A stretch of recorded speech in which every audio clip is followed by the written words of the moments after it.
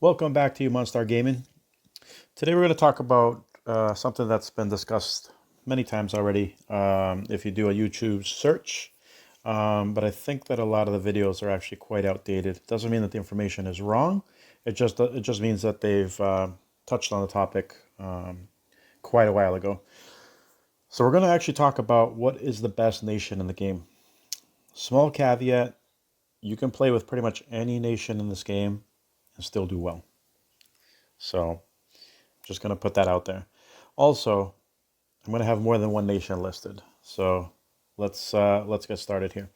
So if you look on here, we have 8 different nations. When the game first came out, the Koreans were not there.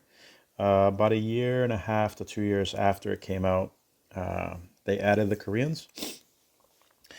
I don't know if they're planning on adding any more nations down the road. It looks like you could probably fit one more nation down here, but we're not going to worry about that right now.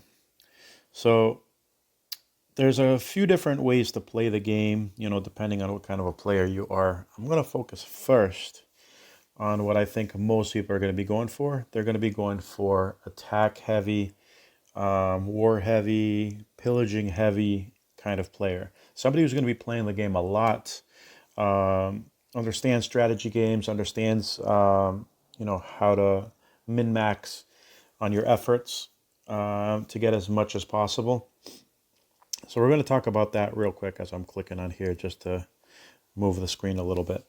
So I would say for somebody who is very attack heavy, wants to get as much as they can out of all their offensive attacks, there's technically 2 that I would recommend. I know people are going to be like, what? But I'll explain. So the British is one of them. Increases the loot stolen during attacks plus 15%. So that's awesome because it doesn't matter what age you are in the game, you're going to get plus 15%. At the beginning of the game, it might be small stuff here and there, but because things don't really cost as much, that little 15% here and there, it does help you a lot. Now, later in the game, when you get to mid-game, that 15% does increase, obviously, because you're stealing more to begin with, but it doesn't seem as significant. Now, when you piggyback that on top of the longbowman, who has a +1 range and 15% more damage, that unit is actually going to help you with your attacks 100%. Because at the beginning of the game, before you get, trying to remember what tower it is, I think the catapults still reach, but then you get sniper towers, you get different things later in the game that will hinder your progress, but it's going to let you take down defenses very quickly at the beginning of the game because of that extra reach. You definitely want to protect them, but that extra reach is going to help you get that. And because doing so, it's going to help you get that 1 star of clearing 50% of the base.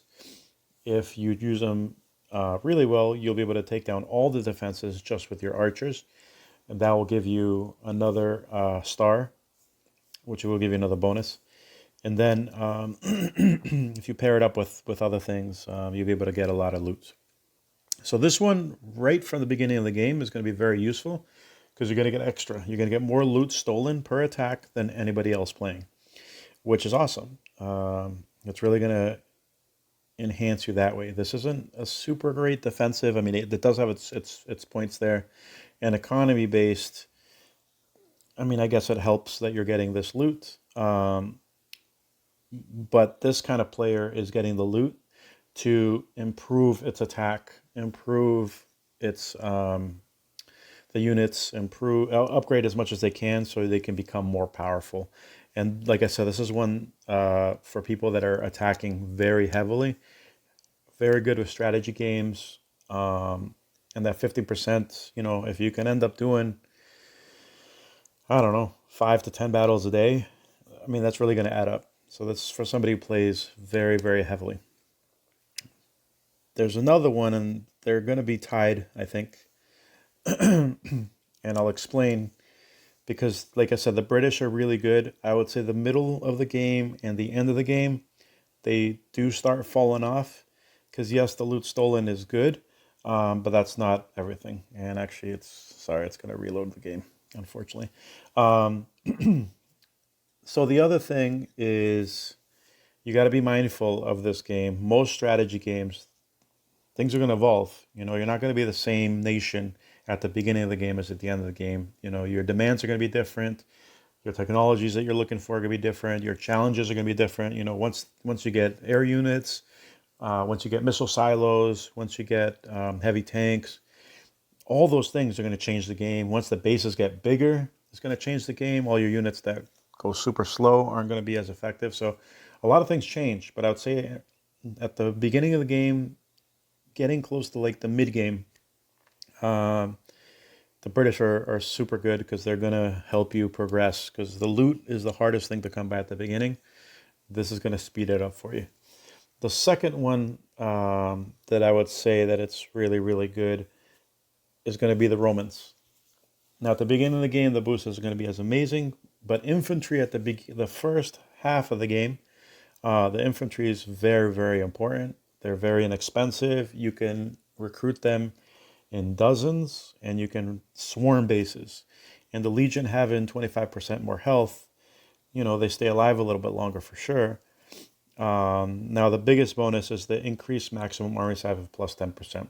Once again, at the beginning of the game, it's not going to be that much. Might be 1 unit, 2 unit, 3 units. Once you get to the middle of the game, that does start increasing. But in the middle of the game is when the infantry is not as useful. Once you get the tanks, once you get the what's it called, the machine gun people, once you start getting planes, the infantry really starts getting mowed down. So you might still use a lot of infantry, but you're going to need all sorts of other troops to support. So the infantry really dies down right around the middle of the game. When you're like industrial, everything switches over to like guns and things like that. They're still powerful. They still do what they need to do, but you're not going to be relying on them as much as at the beginning of the game, especially if the infantry is the best unit. That 10% increase, if you get to that middle area of the game and you continue to use the infantry, you're using them really well, and you get to the third quarter of the game, which is kind of like, I'm trying to think, like global age, Cold War age, so kind of that area there. The infantry comes back, like it's still powerful, and that 10% increase is huge. I have another friend of mine who is in, I think, space age, uses the Romans because of the extra 10%. With everything else that's going on, he can use, I think it was like 6 or 7 heavy tanks, which is ridiculous because he has that extra army size. So there's so many other things you can do. Maybe the Legion or its counterpart might not be as effective later on in the game, but the increased army size does. So being able to take extra units is always going to help you. Now, I'm not focusing on anything else because there's obviously all these other things you can learn in the library and the university and other skills that can enhance everything that you're doing, because that's available to everybody. I'm only focusing on just this aspect of it, and this is huge, huge. Now, I'm going to talk about another nation. Hopefully, I'm not being too random here. So if you're still a heavy attacker and you still like doing that, um, this is the other nation. This is the nation for somebody who loves to attack, loves to plunder, is constantly attacking, um, wants that extra bit of maneuverability or control over their army. This is definitely the best one. So a unique unit is Vandal, which is also infantry. It deals 20% more damage, which is great. Duration of rally is doubled, reduces the cooldown on rally minus 5 seconds. So not only are you going to be sprinting to where you tell them to go, but they're going to be able to do that, whatever you're asking them to do, for twice as long, which is really great. The second thing, and this is what really sends this one over the top for people that are just attacking, is Teutonic Fury. Bonus troop damage after a multiplayer victory of 15%. That includes all your troops. I believe it includes all your factory troops and your airplanes. I don't think it includes mercenaries and other things that were like gifted to you or their additional troops, but all the ones that you train yourself. Um, that's huge. So you'll find that a lot of people like to play Germans because they will fight constantly. And if you keep having victories, you're going to keep having that 15% boost, which is amazing. Now, at the beginning of the game, the first 4, 5, 6 ages, these benefits are good, but they're not great because you're using infantry, you're using little arrow people, you're using cavalry, this and that. Like it is useful. But the Germans really pick up pace once you get to the industrial age and beyond. You know, once you start getting those tanks, the heavy tanks, the planes, all these other things, that's where that boost really helps you. Um, I mean, 15% more damage than any other nation in the game. Um, but for everybody, it's not just for the infantry, it's not just for your archers. Um, so, once again, these guys are really good in the middle of the game and the end of the game. Um, so, those are three that I would recommend right off the bat for people that are very active, that fight all the time, and then kind of where their strengths are. There's other ones that are really good that are kind of like a median. Like they're good at attacking, they're good at being, offensive, but they're not like the best. They don't excel, if that makes sense. So that would be the French. So they train faster. So yeah, so that helps you, if you want to fight more often. Increased maximum allied army size +3 in gunpowder age, and then +3. Yeah. So so you're going to get more armies here, but you're looking at the Chevalier, which is very strong. So as soon as you can unlock the Chevalier, and as soon as you can unlock the tanks that they turn into, they definitely make a big jump up in what they can do. So that would be probably right around mid game is when they really start, doing a ton for you. Um, but tanks are also very expensive. They use a lot of slots and they only target defensive buildings. Tanks are really good, once they come out right around that area. But after that, when the heavy tanks come out, the airplanes come out, people can have more generals. It's tough. These units kind of take a back seat to the factory troops. So I would say like the first 2/3 of the game, the French and the Greek, because they're fairly similar, are going to be very useful.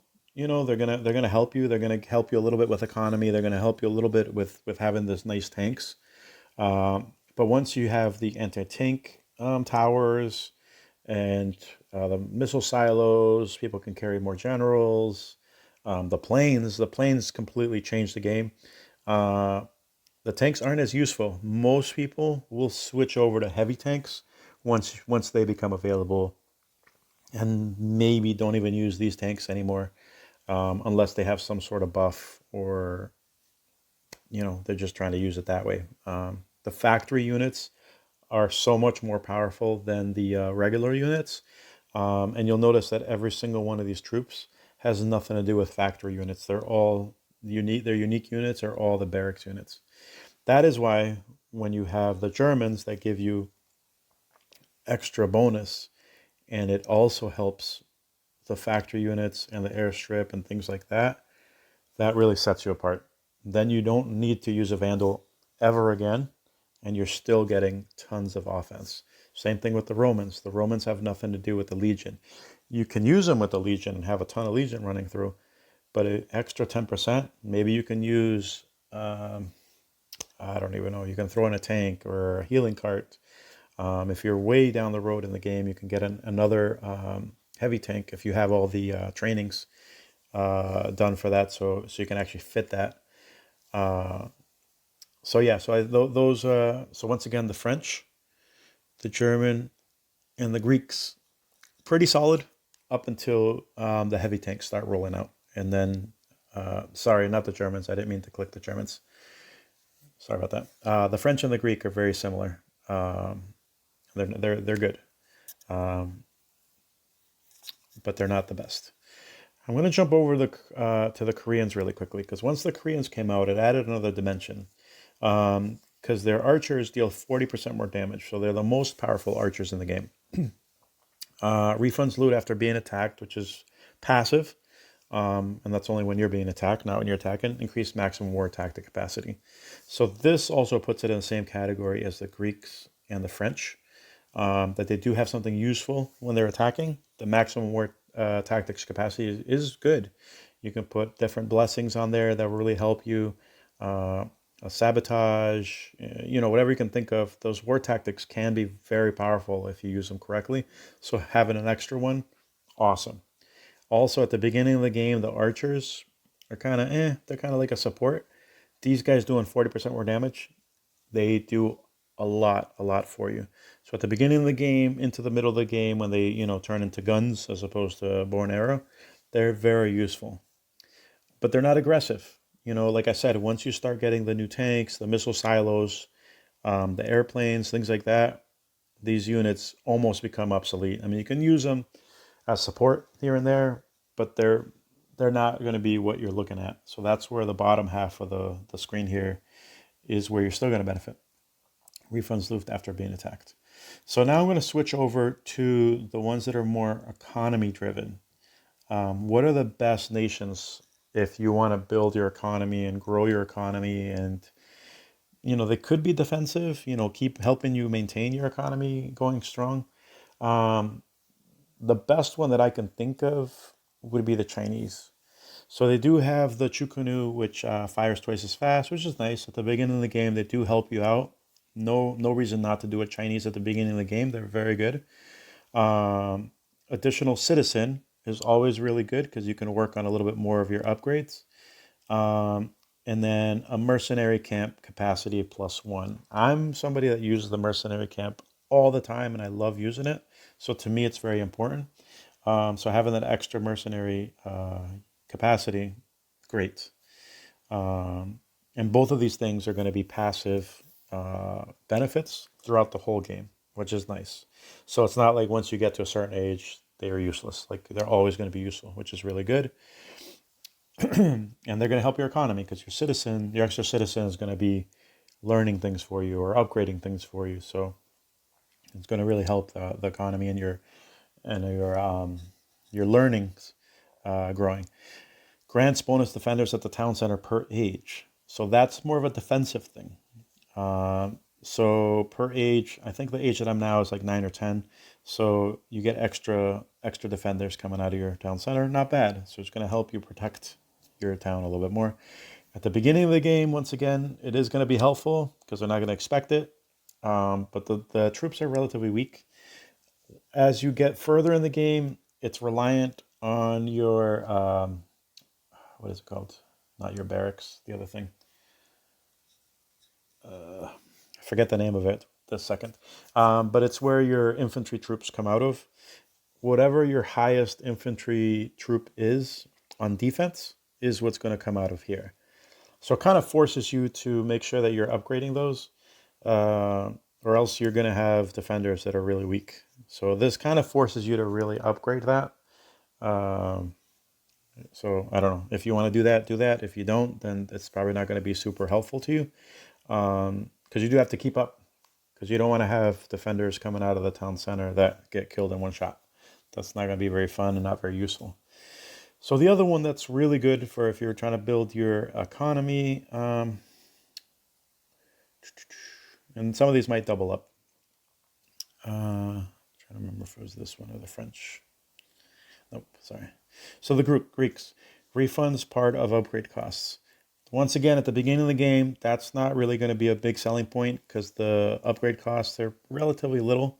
So refunding 5%, that doesn't do that much.